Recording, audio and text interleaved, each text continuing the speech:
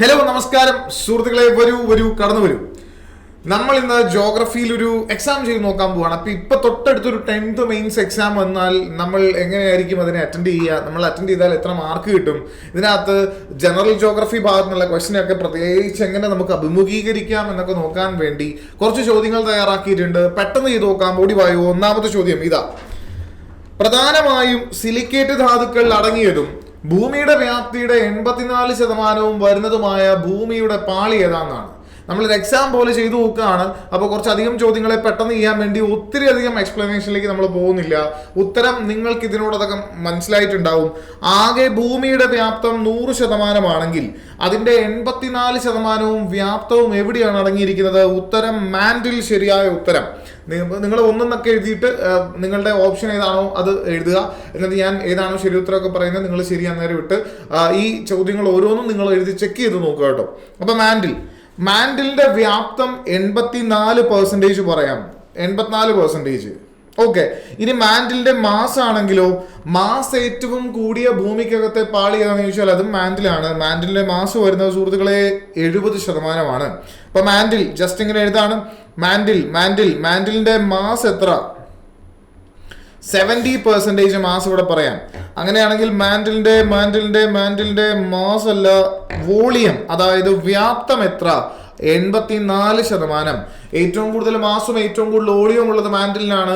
ഏറ്റവും കുറവ് മാസും ഏറ്റവും കുറവ് വോളിയവും ഉള്ളത് സുഹൃത്തുക്കളെ പുറംതോടെന്ന് ഇവിടെ എഴുതിയേക്കുന്ന ആള്, അത് ഭൂവൽക്കത്തെയാണ് ഉദ്ദേശിക്കുന്നത്. ആ ഭൂവൽക്കത്തിനാണ്. ഓക്കെ.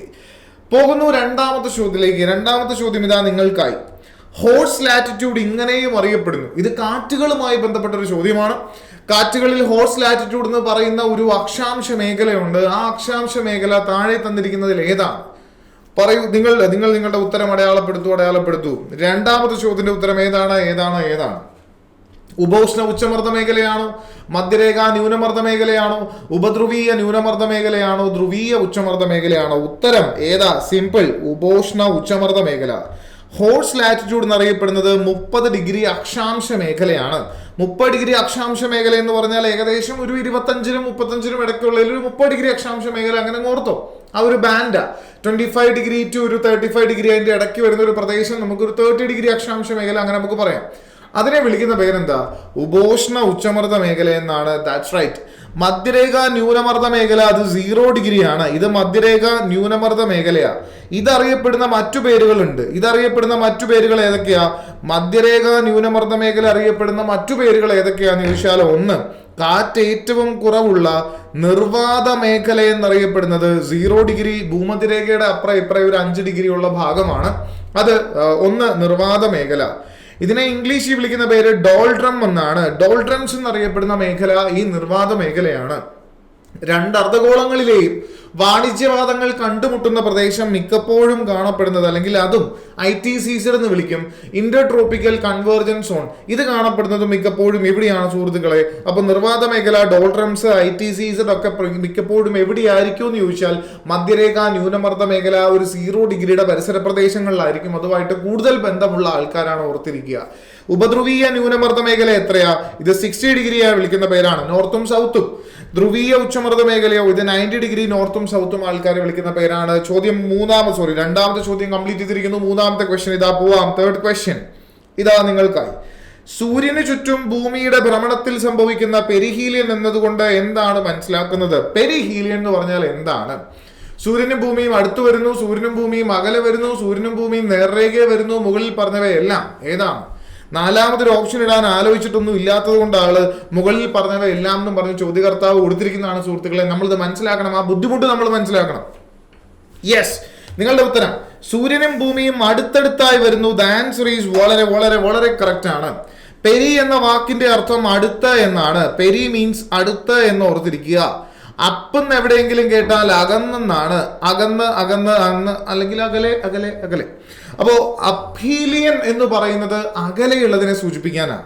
ഇതാണ് അപ്ഹീലിയൻ. നോക്കിയേ, ഇത് പെരിഹീലിയൻ ആണെങ്കിൽ ബി ഓപ്ഷൻ. സൂര്യനും ഭൂമിയും അകലെ വന്നാൽ, ഭൂമി സൂര്യനോടകന്നു വന്നാൽ അത് അപ്ഹീലിയൻ, ശരിക്കും പറഞ്ഞാൽ അഫീലിയൻ എന്നാണ് വിളിക്കുക. അടുത്തത് പെരിഹീലിയൻ. സൂര്യനും ഭൂമിയും നേർരേഖ വന്നാൽ പ്രത്യേകിച്ചൊന്നും പറയാനൊന്നുമില്ല. സൂര്യനും ഭൂമിയും നേർരേഖയിൽ, അതിന്റെ കൂടെ ചന്ദ്രനും ഒക്കെ നേർരേഖയിൽ വന്നാൽ ഗ്രഹണങ്ങൾ സംഭവിക്കും, എക്ലിപ്സുകൾ സംഭവിക്കും. അതാണ് പ്രത്യേകത. ഇപ്പൊ ഇവിടുത്തെ ഉത്തരം എ, സൂര്യനും ഭൂമിയും അടുത്തടുത്ത് വരുന്നു. നാലാമത്തെ ചോദ്യം ദാ, വേഗം പോവാ. Fourth question. റിമോട്ട് സെൻസിംഗ് സാങ്കേതിക വിദ്യയുടെ ആധുനികവൽക്കരണത്തിന് ഇന്ത്യയുടെ സംഭാവന ഏറെ പ്രസക്തമാണ്. നമ്മൾ ചോദിച്ചിട്ടില്ല, ഏതെങ്കിലും എസ്സേ ടൈപ്പ് ചോദ്യം നമ്മളോട് ഇങ്ങോട്ട് പറഞ്ഞാൽ ആദ്യം നമ്മളിങ്ങനെ ആ ചോദ്യത്തിലുള്ള സാധനം എഴുതിയിട്ട് നമ്മളിങ്ങനെ പ്രസക്തമാണ്, വളരെ ഉപകാരമാണെന്നൊക്കെ എഴുതുന്ന പോലെ അവർ എഴുതിയിട്ടുണ്ട്. ആയിക്കോട്ടെ. ഇന്ത്യയുടെ നാഷണൽ റിമോട്ട് സെൻസിംഗ് സെന്റർ, ചോദ്യം ഇത്രേ ഉള്ളൂ, NRSC അഥവാ നാഷണൽ റിമോട്ട് സെൻസിംഗ് സെന്റർ എവിടെയാണ്? ഉത്തരം ബാംഗ്ലൂര്, തിരുവനന്തപുരം, ഹൈദരാബാദ്. കമോൺ. അതെവിടെയാണ്? NRSCയുടെ ആസ്ഥാനം.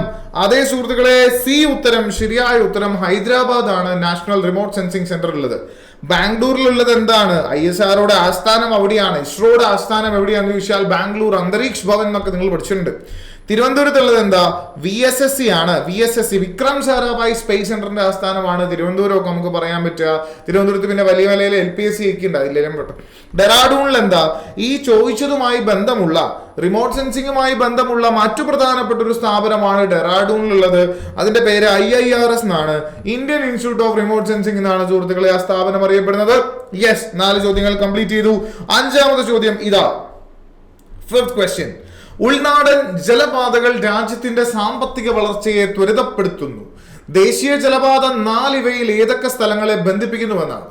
ദേശീയ ജലപാതകൾ എപ്പോഴും ചോദിക്കാറുള്ളത് ആദ്യത്തെ 5 പേരെയാണ്. 1, 2, 3, 4, 5. ഈ 5 പേരെ വൃത്തിക്ക് പഠിച്ചിരിക്കണം, മാപ്പ് ചെയ്ത് പഠിച്ചിരിക്കണം. ഇവിടെ ചോദ്യത്തിന്റെ ഉത്തരം 4 ചോദിച്ചിരിക്കുന്നത്. ഹാൽദിയ അലഹബാദ് എന്ന് പറയുന്നത് ദിസ് ഇസ് NW1 അല്ലേ? അതല്ലോ ചോദിച്ചേക്കുന്നത്. കാക്കിനഡ പുതുശ്ശേരി ശരിയാവോ? നോക്കിക്കേ, കാക്കിനഡ പുതുശ്ശേരി ശരിയാവാൻ ചാൻസ് ഉണ്ടോ? Yes, Kakinada Puthussery is the answer. ഇത് NW4 ആണ്. NW4. ബ്രാഹ്മിണി മഹാനദി ഡെൽറ്റ ഏതാ? ബ്രാഹ്മിണി മഹാനദി ഡെൽറ്റ NW5 ആണ്. NW5. കൊല്ലം കോട്ടപ്പുറം, നമ്മുടെ സ്വന്തം കൊല്ലം കോട്ടപ്പുറം, ഇപ്പൊ കൊല്ലം കോഴിക്കോട് NW3 ആണ്. ഇവിടെ മിസ്സായിരിക്കുന്നത് NW2 ആണ്. NW ആരെയൊക്കെ ബന്ധിപ്പിക്കുന്നു നിങ്ങൾക്കറിയാം. NW2 ആരെയൊക്കെയാ? ഇത് സാദിയ ദുബ്രി ബ്രഹ്മപുത്ര നദിയിലെ ദേശീയ ജലപാതയാവുന്നു. വരച്ച് കാണിക്കാൻ സമയമില്ലാത്തതുകൊണ്ട് നമ്മൾ വേറെ അടുത്ത ചോദ്യത്തിലേക്ക് പോവാണ്. യെസ്, അടുത്ത ചോദ്യത്തിലേക്ക് പോകാൻ സമയമായിരിക്കുന്നു. അപ്പൊ കാക്കിനഡ പുതുശ്ശേരി B ആണ് നമ്മുടെ ശരിയായിട്ടുള്ള ഉത്തരം. NW4. 5 കഴിഞ്ഞ് 6ാമത്തെ ചോദ്യം ഇതാ. പരിക്രമണ തലത്തിൽ നിന്നും ഭൂമിയുടെ അക്ഷാംശീയ കോണിയളവ് എന്താണ്? ഇത് ചിന്തിക്കുന്നവർ, കുറച്ചുകൂടി ജോഗ്രഫി അറിയാവുന്നവർ ആ രീതിയിൽ ചിന്തിച്ചു നോക്കിയാൽ ഈ ചോദ്യം ക്യാൻസൽ ചെയ്യേണ്ട ചോദ്യമാണ്, പക്ഷെ ചെയ്തിട്ടില്ല. ഇവിടെ ചോദിച്ചേക്കുന്നത് പരിക്രമണ തലത്തിൽ നിന്നും അക്ഷാംശീയ കോണളവ്, അല്ലെങ്കിൽ ചോദ്യം ഉത്തരം ഇവിടെ മാറ്റിയെങ്കിലും തരേണ്ടതാ. ജോഗ്രഫിക്കലി ചോദിച്ചാൽ ഇവിടെ ചോദിച്ചേക്കുന്നത് പരിക്രമണ തലത്തിൽ നിന്നും ഭൂമിയുടെ അക്ഷാംശീയ കോണിയളവ്. ചോദ്യകർത്താവ് ഉദ്ദേശിക്കുന്നത് അച്ചുതണ്ടിന്റെ കോണളവ് എന്നാണ്. അത് അക്ഷാംശീയം എന്ന് മാറിയതാണ്. അച്ചുതണ്ടിന്റെ കോണളവ്. അപ്പൊ എത്രയാണ് വരിക? വെറുതെ നമ്മുടെ അച്ചുതണ്ടിന്റെ കോണളവ് ചോദിച്ചാൽ എന്തേ ഭൂമി വരൂ ഇവിടെ.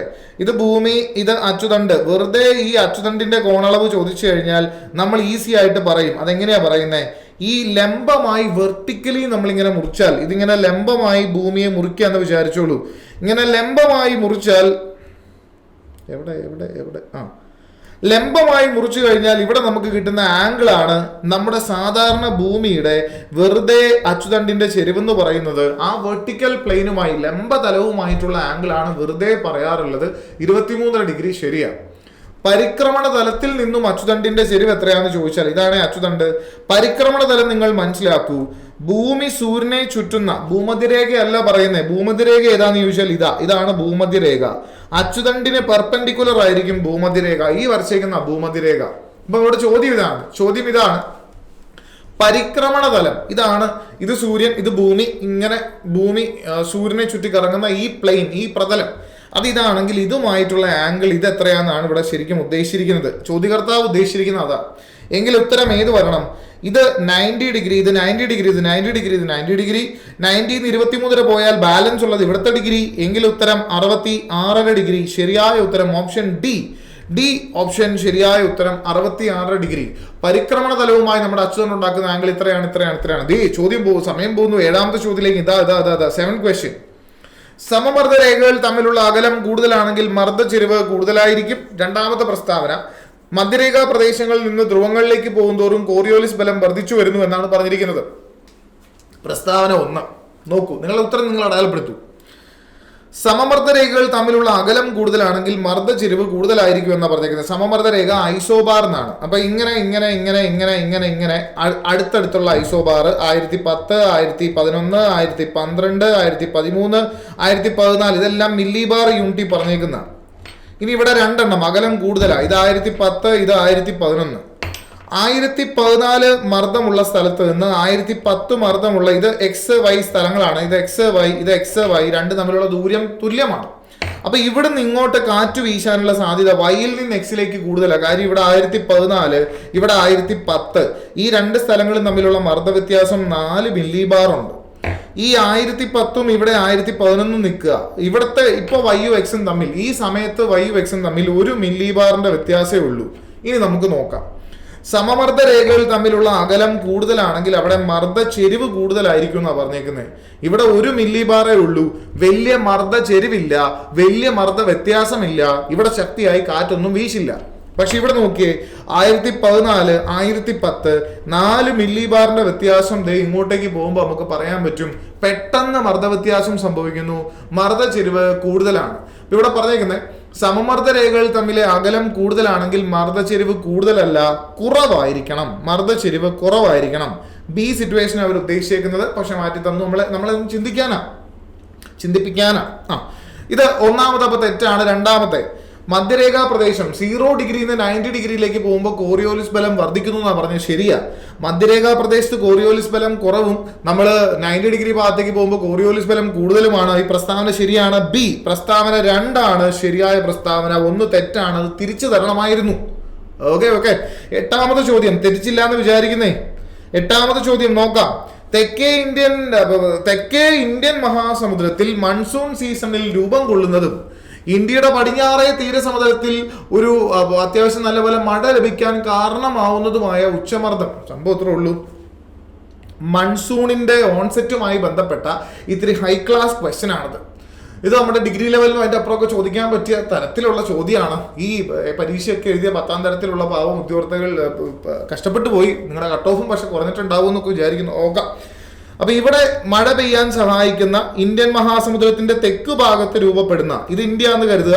ഇത് ഇന്ത്യ ആണെങ്കിൽ ഇന്ത്യയുടെ ഒക്കെ താഴ്ഭാഗത്ത് രൂപപ്പെടുന്ന, ഇവിടെ രൂപപ്പെടുന്ന വലിയൊരു ഹൈ പ്രഷർ സോൺ ഉണ്ട്. ആ ഹൈ പ്രഷർ സോണിനെ വിളിക്കുന്ന പേര്, ഇത് അങ്ങനെ തന്നെ ഫാക്ച്വൽ ആയിട്ട് നിങ്ങൾ പഠിച്ചാലേ ചെയ്യാൻ പറ്റത്തുള്ളൂ. അല്ലാതെ ഇത് കണ്ട് കറക്കി കുത്തിയും ചെയ്യാൻ പറ്റില്ല. അതിന്റെ പേര് മാസ്കറിൻ ഹൈ എന്നാണ്. മാസ്കറിൻ ഹൈ ശരിയായ ഉത്തരം. ഈ പറയുന്ന ഇവിടെ നിന്നും, ഇവിടെ ഒരു ഹൈ പ്രഷർ ഉണ്ടായാൽ ഇവിടെ നിന്ന് വിൻഡിനെ ഇങ്ങോട്ടേക്ക് എത്തിക്കുന്ന, അല്ലെങ്കിൽ ഇവിടെ നിന്നുള്ള വായുവിനെ ഇങ്ങോട്ടേക്ക് എത്തിക്കുന്ന ഒരു എന്താ പറയാ, ഒരു ഒത്തിരി ഉയരത്തിലല്ലാതെ വീശുന്ന ഒരു ജെറ്റ് ഉണ്ട്. ജെറ്റ് സ്ട്രീം ഉണ്ട്. ഒരു ടൈപ്പ് ഓഫ് ജെറ്റ് ഉണ്ട്. അതിനെ വിളിക്കുന്ന പേരാണ് സൊമാലി ജെറ്റ്. അപ്പൊ സൊമാലി ജെറ്റും നമ്മുടെ മൺസൂണുമായിട്ട് ബന്ധപ്പെട്ട ആളാണ്. പക്ഷെ സൊമാലി ജെറ്റ് എന്ന് പറഞ്ഞാൽ ഇങ്ങോട്ടേക്ക് പോരുന്ന ഒരു ജെറ്റ് വിൻഡാണ്, അല്ലെങ്കിൽ ഒരു കാറ്റാണ്, ഒരു പ്രവാഹമാണെന്ന് വേണം പറയാനായിട്ട്. ടിബറ്റൻ ഹൈ എന്ന് പറഞ്ഞാൽ ഇതും മൺസൂണുമായിട്ട് ബന്ധപ്പെട്ടേക്കുന്ന ടിബറ്റ് ഭാഗത്ത്, ടിബറ്റൻ പീഠഭൂമി, ടിബറ്റൻ പ്ലേറ്റു ഭാഗത്ത് രൂപപ്പെടുന്ന ഒരു ഹൈ പ്രഷർ സോണാണ്. അതിന് ടിബറ്റൻ ഹൈ. ഇതിനും മൺസൂണുമായി ബന്ധമുണ്ട്. 2 മൺസൂണുമായി ബന്ധമുണ്ട്. സൗത്ത് വെസ്റ്റും നോർത്ത് ഈസ്റ്റുമായി രണ്ടുപേരുമായിട്ടും ബന്ധമുണ്ട്. ഇവിടുത്തെ ഉത്തരം മസ്കറിൻ ഹൈ ആണ്. ബുദ്ധിമുട്ടുള്ള ചോദ്യമായിരുന്നു, എല്ലാവർക്കും പാടുള്ള ചോദ്യമായിരുന്നു. 9ാമത്തെ ക്വസ്റ്റ്യൻ, ചോദ്യം നമ്പർ 9. സമയം പോകുന്നു, നമ്മൾ പുറകിലാവുന്നു. താഴെ തന്നിരിക്കുന്നതിൽ ഹിമാലയ പർവ്വതവുമായി ബന്ധപ്പെട്ട തെറ്റായ പ്രസ്താവന ഏത്? Note the point your honour. തെറ്റായ പ്രസ്താവന ഏത്? വലനം കാരണം രൂപീകരിക്കപ്പെട്ട പർവ്വതനിരയാണ്. 2 താരതമ്യേന പ്രായം കുറഞ്ഞ പർവ്വതനിരയാണ്. 3 സംയോജക സീമയിൽ രൂപം കൊള്ളുന്ന പർവ്വതനിരയാണ്. എങ്കിൽ ഏതാണ് ഇവിടെ തെറ്റായ പ്രസ്താവന? 1 ശരിയല്ലേ? അതെ, മടക്ക് പർവ്വതമല്ലേ ഇത്? താരതമ്യേന പ്രായം കുറഞ്ഞതാണ്. സംയോജക സീമയിൽ രണ്ടുപേരും കൂട്ടിയിടിക്കുന്ന സീമയെ വിളിക്കുന്ന പ്ലേറ്റുകൾ കൂട്ടിയിടിക്കുന്ന സീമയാണ് സംയോജക സീമ. അവിടെ രൂപം കൊള്ളുന്നതാണ്. ശരിയാണ്. ഇവിടെ ഡി ഓപ്ഷൻ അത് ഉത്തരമായി വന്നിരിക്കുന്നു. ഇവയൊന്നുമല്ല. അപ്പൊ ബന്ധമില്ലാത്തൊരു പ്രസ്താവന ചോദ്യകർത്താവിന് ഇവിടെ ഉണ്ടാക്കണമെങ്കിൽ ആൾക്ക് കഷ്ടപ്പെടണം. ആലോചിച്ചിന് ബന്ധമില്ലാത്ത ഉണ്ടാക്കണമല്ലോ. അതിനേക്കാൾ എളുപ്പമല്ല ഇവയൊന്നും അല്ലാന്ന് കൊടുക്കാൻ. അങ്ങനെ കൊടുത്തേക്കുന്നതാണ്. ദ ബുദ്ധിമാൻ, ദ ക്വസ്റ്റ്യൻ മാസ്റ്റർ. 10ാമത്തെ ചോദ്യം, ഇതും പരിചയമില്ല, ശീലമുള്ളവർക്ക്, വായിച്ചു പരിചയമുള്ളവർക്ക്, അല്ലെങ്കിൽ ഇങ്ങനെ ഇതുമായിട്ട് ബന്ധമുള്ള ചില ടെക്സ്റ്റ് ബുക്കുകളൊക്കെ ആയിട്ട് ബന്ധമുള്ളവർക്ക് ഇതിന് ചെയ്യാൻ പറ്റത്തുള്ളൂ. സർവേ ഓഫ് ഇന്ത്യയുടെ വിസ്മയാവഹമായ ഭൂപട നിർമ്മാണ ചരിത്രം വിവരിക്കുന്ന ഗ്രന്ഥമാവുന്നു ഭൗമചാപം, ഇന്ത്യൻ ഭൂപട നിർമ്മാണത്തിന്റെ വിസ്മയ ചരിത്രം. ഇത് ആരെഴുതിയതാണ്? റോമില താപ്പർ അല്ല, ടി.ഡി. രാമകൃഷ്ണൻ. പുള്ളി അങ്ങനെ ടി.ഡി. രാമകൃഷ്ണനൊക്കെ മറ്റേ സുഗന്ധി എന്ന ആണ്ടാൾ ദേവനായകി, പിന്നെ ഏതാണ് മറ്റേ കടമറ്റത്തല്ല, എന്തുവാ ബുക്കിന്റെ പേര്, ഇട്ടിക്കോരയൊക്കെ പുള്ളിയുടെ അല്ലേ. അപ്പൊ അതൊക്കെയാണ് അങ്ങ് വിട്ടേക്കു. സേതുവിന്റെ ഒന്നുമല്ല, അതൊക്കെ നമ്മുടെ അല്ലാതെ കുറച്ച് എഴുത്തുകാർ ഇവിടെ സെറ്റ് ചെയ്തേക്കുന്നത്. C.S. മീനാക്ഷിയുടെയാണ് മലയാളത്തിലുള്ള നമ്മുടെ പുസ്തകം ഭൗമചാപം, ഇന്ത്യൻ ഭൂപട നിർമ്മാണത്തിന്റെ വിസ്മയ ചരിത്രം. സുഹൃത്തുക്കളെ, C.S. മീനാക്ഷിയുടെ ആണ് സുഹൃത്തുക്കളെ, അത് ഓർത്തിരിക്കുക. ഇനി എങ്ങാനും ചോദിച്ചു കഴിഞ്ഞാൽ നമുക്ക് എഴുതാൻ വേണ്ടിയിട്ടാട്ടോ. ഇതും അങ്ങനെ അധികം ആൾക്കാർ ചെയ്ത ചോദ്യമൊന്നും അല്ല.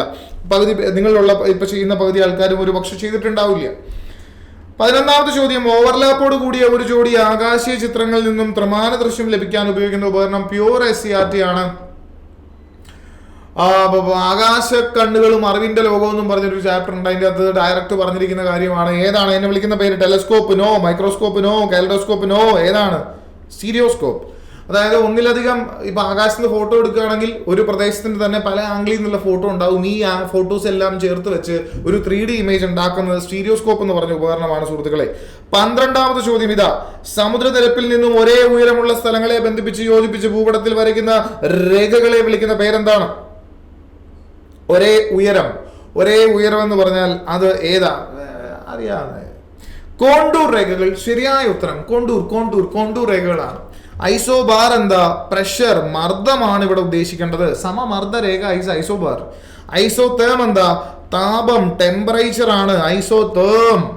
ഐസോഹാലൈൻ എന്ന് പറഞ്ഞാൽ എന്താ?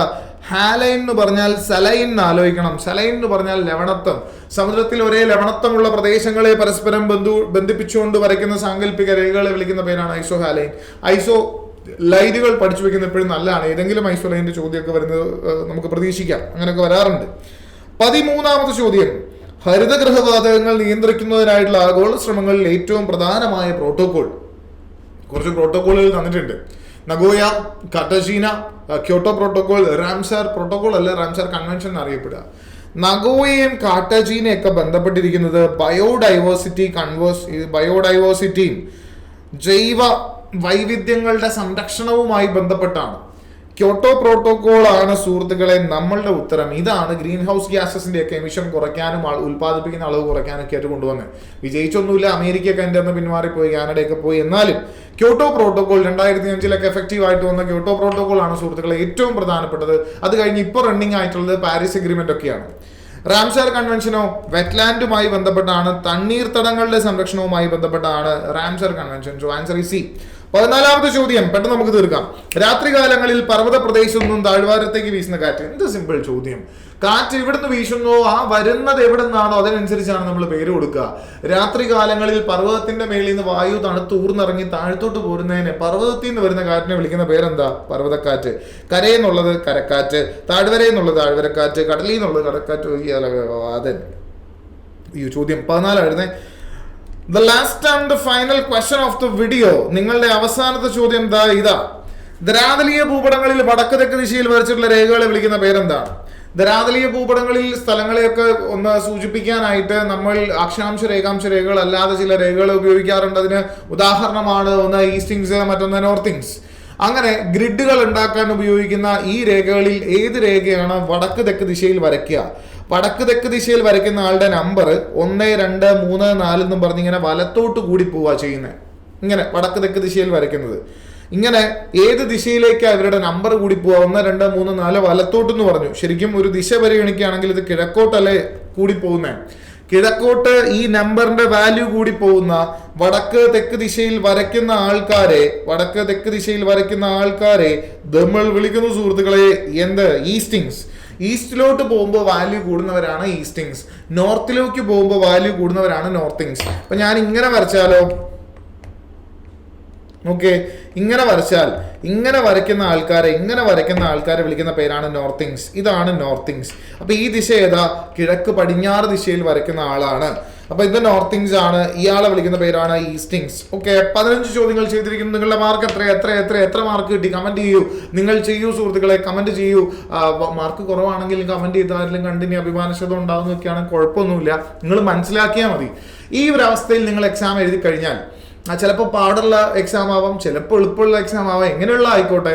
മിക്സ്ഡ് ആയിട്ടുള്ള കുറച്ച് ക്വസ്റ്റ്യൻസ് ആണ് നിങ്ങൾക്ക് തന്നത്. പുതിയ ചോദ്യവും പഴയ ചോദ്യം എല്ലാം ഉണ്ടായിരുന്നു. LD-യുടെ ഒരു പാറ്റേൺ തന്നെ, LD-യുടെ ക്വസ്റ്റ്യൻസ് തന്നെ എടുത്താണ് നിങ്ങൾക്ക് തന്നത്. അപ്പം നിങ്ങളുടെ അവസ്ഥ നിങ്ങൾക്ക് മനസ്സിലാവുന്നുണ്ടാവും. നല്ലപോലെ റിവൈസ് ചെയ്ത് പഠിക്കുക.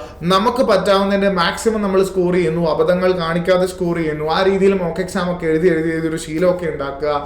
എല്ലാവർക്കും ഓൾ ദ വെരി ബെസ്റ്റ്. വീണ്ടും ഒരു വീഡിയോയിൽ നമ്മൾ കാണുന്നവരെ എല്ലാവർക്കും ബൈ ബൈ ബൈ ബൈ.